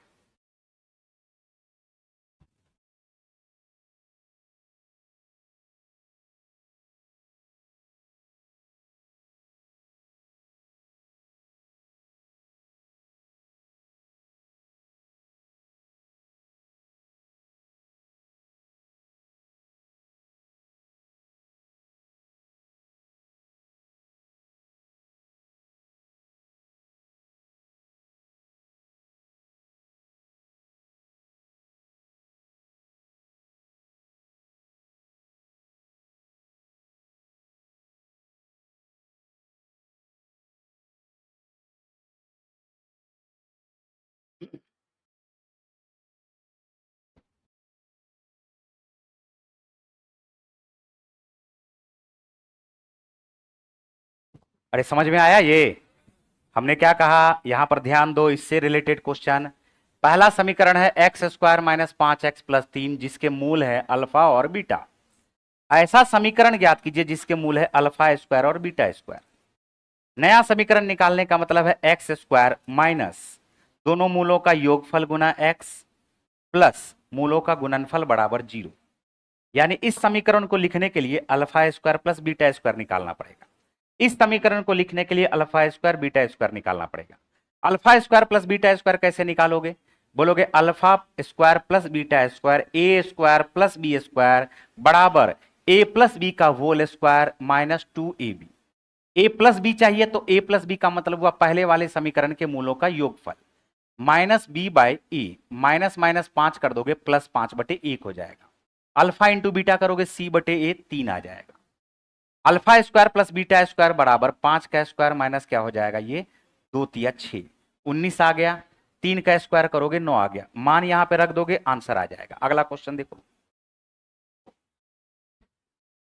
अल्फा बीटा द्विघात समीकरण 2x square minus 3x minus 35 बराबर 0 के मूल हैं। तो ये क्वेश्चन को ठीक कर लो। अल्फा का क्यूब है ये, बीटा का क्यूब है, तो alpha cube plus beta cube का मान ज्ञात करना है। तो बताओ अब इससे आसान क्वेश्चन क्या होगा? क्यूब बोले या स्क्वायर बोले, दोनों निकाल के हम बता देते हैं। ये हमारे पास क्या है, 2x square minus 3x minus 35 बराबर 0। हमसे क्वेश्चन में ये नहीं पूछा कोई समीकरण, सीधा पूछा alpha cube plus beta cube. तो क्वेश्चन ठीक है, अल्फा स्क्वायर लिख लो, यही क्वेश्चन। चलो दोनों निकाल के बता देते। और कुछ स्क्वायर में भी नहीं आता है? देखो यहां पर बोर्ड की तरफ, दोनों निकाल के बता देते हैं। जो उसमें से ऑप्शन लगे ठीक वही मार देते। बताओ दोनों निकालने के लिए हमें क्या चाहिए, जल्दी बोलो। Alpha plus beta and alpha into beta. यानी अगर अल्फा प्लस बीटा निकालोगे तो मूलों का योगफल बराबर माइनस बी बाई ए, क्या 3/2 होगा क्या? Alpha into beta c by a, क्या माइनस 35/2 होगा क्या? हम निकालते हैं पहले alpha square and beta square का क्वेश्चन रहता तो हम बोलते ए प्लस बी का whole square, a plus b का whole square minus 2ab। A into b के जगह पे क्या है, माइनस 35/2। तो 3 तिया 9, 9 बटे क्या आ गया है 4। एक बार और ऊपर नीचे 2 से गुना कर देते हैं। फायदा क्या हो गया, इसके भी नीचे में 4, इसके भी नीचे में 4, तो नीचे में आ गया है 4, माइनस माइनस हो जाएगा प्लस, 35 दूनी 70 दूनी 140। तो इसका जो उत्तर आ जाएगा वह क्या आएगा, 149/4। ऑप्शन में कहीं दिख रहा क्या? इसका मतलब ये क्वेश्चन नहीं है। क्वेश्चन यहां पर क्या है, असल में alpha cube plus beta cube, alpha cube plus क्या है बीटा क्यूब। हम वो भी निकाल देते हैं। Alpha cube plus beta cube, a cube plus b cube का फार्मूला बोलो जल्दी। ए प्लस बी का whole cube, a plus b का whole cube minus 3ab। A B के जगह पे क्या लिखोगे, minus 35/2 into a plus b. A plus b के जगह पे फिर क्या लिखोगे, 3/2। ये हमारे पास हो गया 3 तिया 9 तिया 27/8 माइनस माइनस प्लस। एक बार ऊपर नीचे हम लोग 2 से गुना कर देते हैं। क्यों कर देते हैं, इसके भी नीचे भी 8, इसके भी नीचे भी 8, माइनस माइनस ऊपर में क्या हो जाएगा प्लस। 35 दूनी 70, 3 तिया 9, 9 सत्ते 63, क्या 630 आया क्या? 630 में 27 को जोड़ दो, आंसर क्या आ जाएगा? 657/8। उत्तर कौन सा आ जाएगा? बी।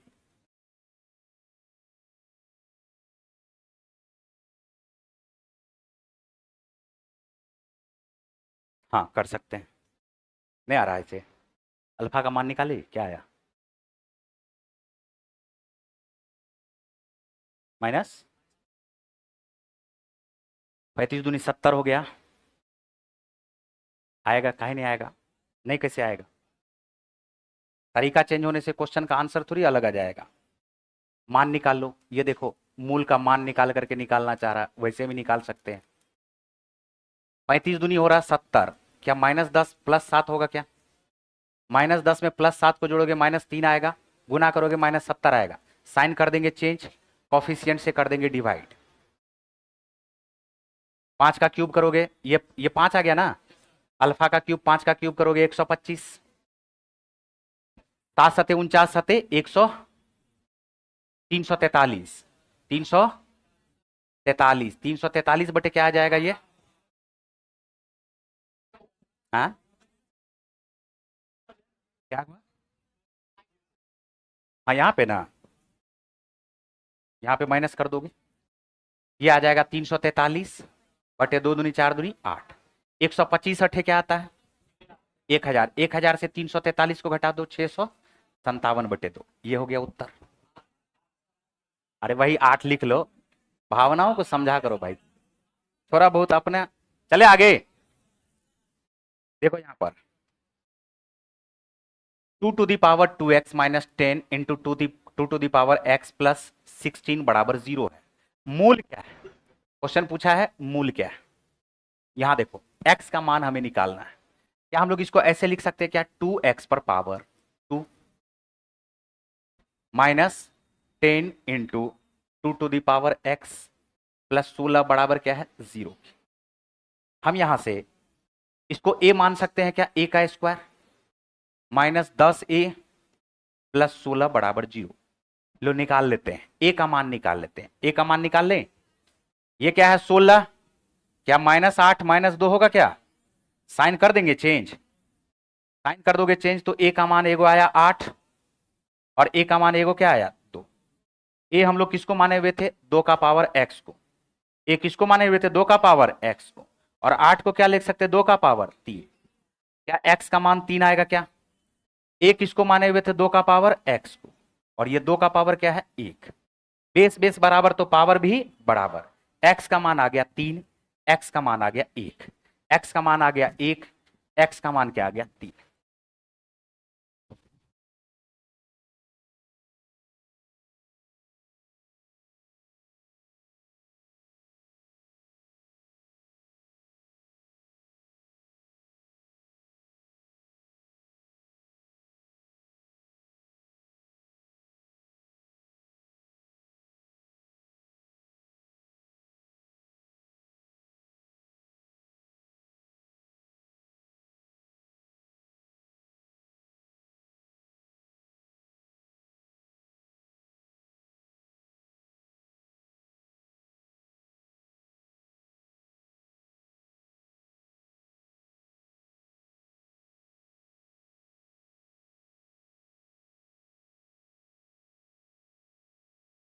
चले आगे,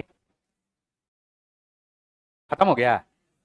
देखो ना अगला शुरू हो जाएगा, चक्रवृद्धि ब्याज। चक्रवृद्धि ब्याज 2-3 क्वेश्चन करवा देते हैं। अरे परसों तक खत्म वो करना है, हाँ? परसों नहीं, शुक्रवार तक। ब्याज की गणना 10 मासिक आधार पर करने पर x रुपया की राशि 12% प्रति वार्षिक दर से 2.5 वर्ष में प्राप्त मिश्र धन 50,578 रुपये होती है। तो x का मान ज्ञात करें। देखो कैसे निकालते हैं। चक्रवृद्धि ब्याज सबसे आसान टॉपिक होता है, लेकिन बात पे ध्यान देना पड़ेगा तब। तो रेट ऑफ इंटरेस्ट क्या है? 12%। रेट ऑफ इंटरेस्ट क्या है? 12%। क्या रेट ऑफ इंटरेस्ट अगर 12% है, ये तो 12 महीने के लिए ना है जी, तो 1 महीने के लिए कितना परसेंट? 1%।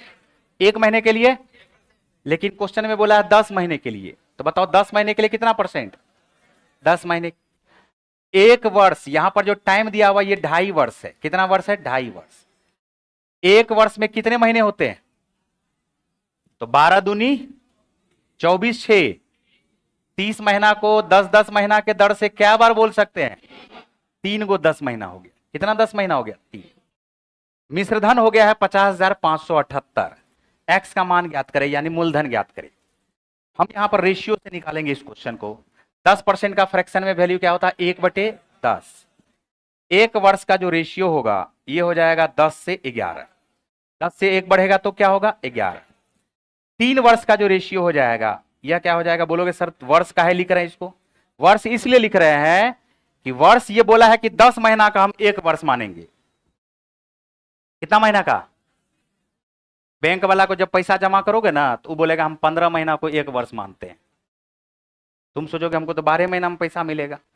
जैसे जाओगे फिक्स डिपॉजिट करने के लिए, गए 1 लाख रुपया जमा कर दे, 7.2% रेट है, तुम्हें लगा कि 7200 रुपया हमें आज 17 सितंबर को जमा कर रहे हैं और 17 सितंबर 2025 को निकालेंगे तो 7200 रुपया ज्यादा मिलेगा। तब वो तुमको क्या समझाएगा जानते हो? हमारे यहाँ 15 महीना का एक वर्ष होता है, तो 12 महीने के बदले 3 महीना ज्यादा रख लिया हो, नहीं रख लिया। तो ये बोला कि हमारे यहाँ 10। अब जो ये तो हुआ जब हम उसको देने का बारी आया, और जब उसको लेने का बारी आएगा तो बोलेगा मेरे यहाँ 10 महीना का एक वर्ष होता है। उल्टा, तो 10 महीना का एगो कंपाउंडिंग ईयर है, तो 3 को 10 महीना आ गया तो 3 को ईयर आ गया कंपाउंडिंग। बात समझ में आ रहा है? और जब भी 1 वर्ष का रिलेशन रहे और 3 वर्ष का रिलेशन निकालना हो तो हम क्यूब कर देते हैं। 10 का क्यूब, 11 का क्यूब।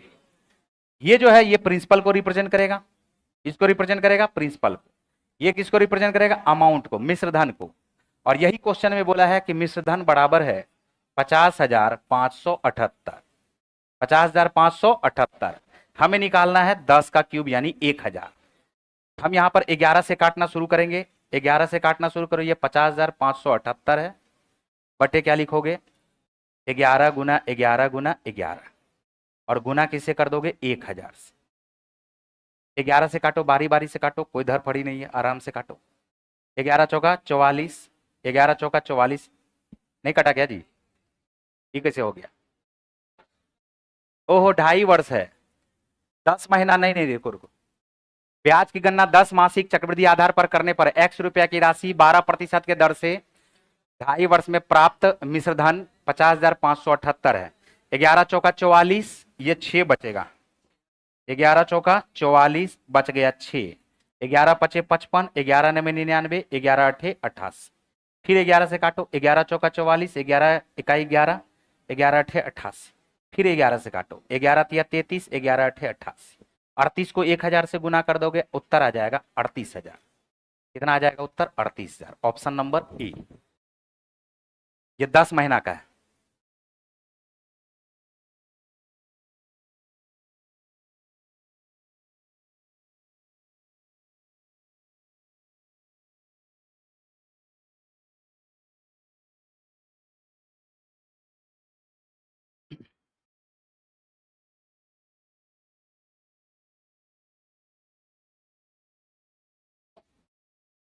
कंपाउंड इंटरेस्ट का पूरा बड़ा वीडियो, लगभग 10 या 11 घंटे का पूरा वीडियो प्लेलिस्ट में पड़ा होगा।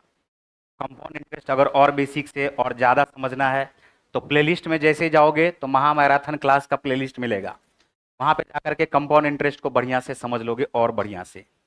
ठीक है, कंपाउंड इंटरेस्ट मिल जाएगा क्वेश्चन, लगभग उसमें 130-135 क्वेश्चन के आसपास करवाए हैं, या ज़्यादा ही ज़्यादा है।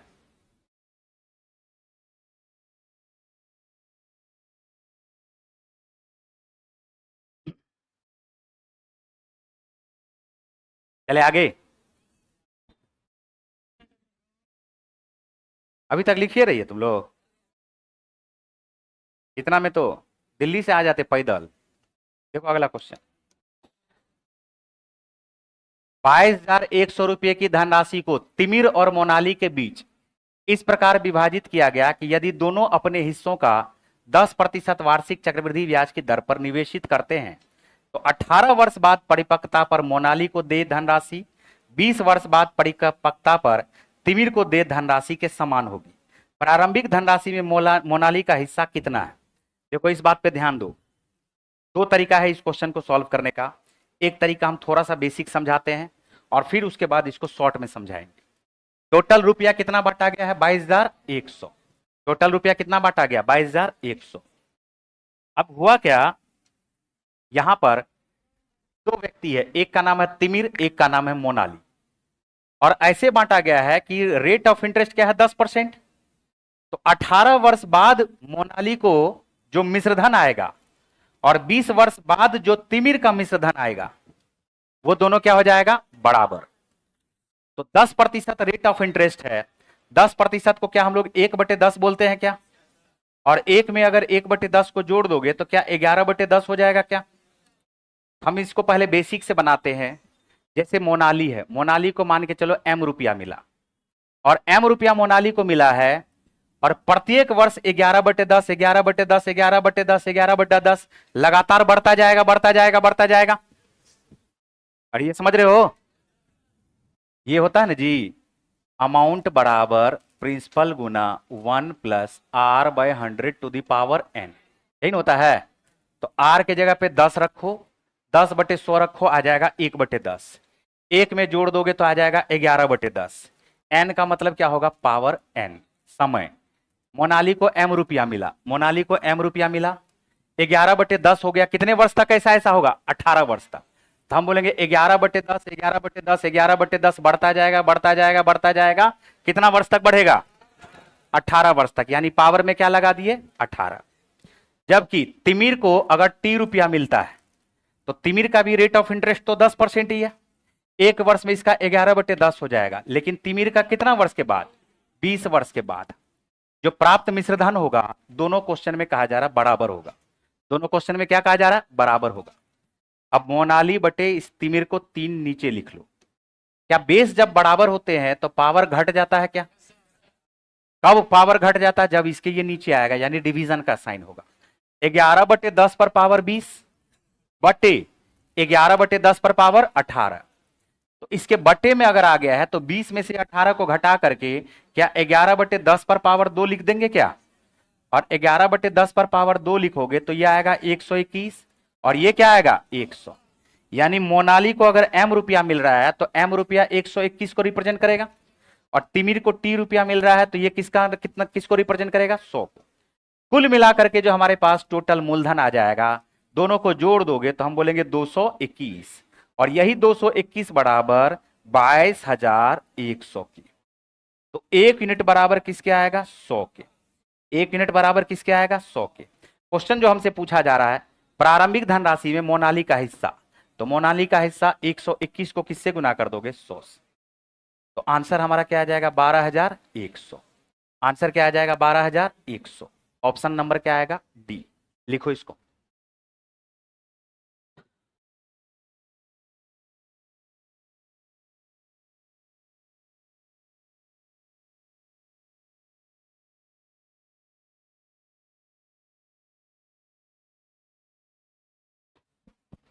बुला लो सर को, बुला लो, रीजनिंग वाले सर को बुला लो। सेकेंड मेथड, ये समझ में आ गया? लिखो लिखो जल्दी से। और ये समझ में आया? बिल्कुल बेसिक है ये जो हम अभी बताए हैं, क्या बताए हैं? बिल्कुल बेसिक। और इस क्वेश्चन को इससे भी ज्यादा स्पीड में बनाया जाता है, बेसिक को ही सही ढंग से समझ लिए तो। हो गया?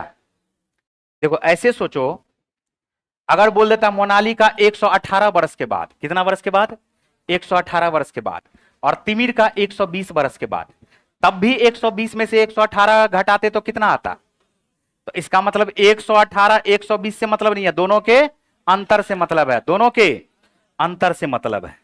ऐसे सोच के चलो, ध्यान से देखो, ये मोनाली है और ये क्या है? तिमिर है। इसको 18 वर्ष के बाद मिलेगा, बैंक देगा, और इसको कितना वर्ष के बाद देगा? तो हमें जो मेन लेना है वो लेना है इस दोनों का अंतर। इस दोनों का अंतर कितना वर्ष है? बोलो 2 वर्ष। अंतर कितना वर्ष है? देखो सीखना है इसको। 1 मिनट सर। 2 वर्ष का यहां पर कितना है अंतर दिया हुआ है, ध्यान से सुनने का कोशिश करना। रेट ऑफ इंटरेस्ट क्या है 10%। 10% का फ्रैक्शन में वैल्यू क्या होता है 1/10। तो हम कहेंगे कि 10 से ये 1 बढ़ करके क्या होगा 11, लेकिन 2 वर्ष में 10 का स्क्वायर से क्या हो जाएगा 11 का स्क्वायर, यानी 100 से 121। अब यहां पर सोचना यह है कि 121 किसको दें और 100 किसको दें। बैंक वाला जिसका पैसा ज्यादा दिन रखेगा हम उसको कम पैसा देंगे, हम उसको क्या देंगे, और बैंक वाला जिसका पैसा कम दिन रखेगा हम उसको ज्यादा पैसा देंगे। जिसका बैंक वाला ज्यादा रखा तो बढ़ा के देगा ना जी, और हम उसको अगर कम दिए हुए रहेंगे तब बढ़ेगा इधर, इधर एक को ज्यादा दिए हुए इधर कमेगा, तो दोनों जुट जुट करके सेम हो जाएगा क्या।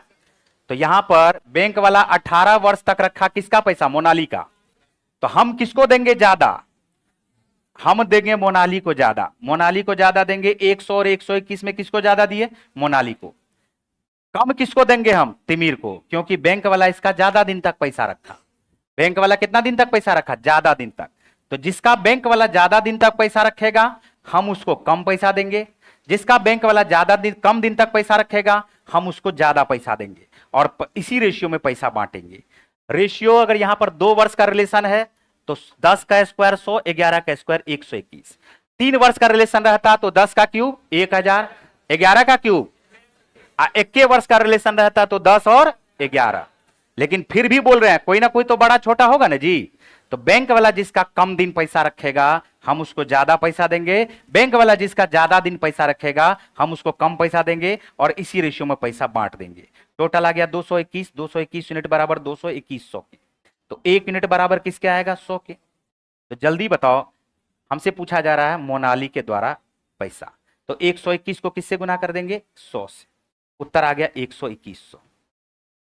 ठीक है, हाँ हाँ दोनों का रेट सेम रहेगा तब। का कितना क्वेश्चन हुआ था, कितना 5 को हुआ था। अगला 5 क्वेश्चन हम लोग देखेंगे, और उसके बाद क्या इनइक्वालिटी, उसके बाद क्या देखने वाले हम लोग इनइक्वालिटी।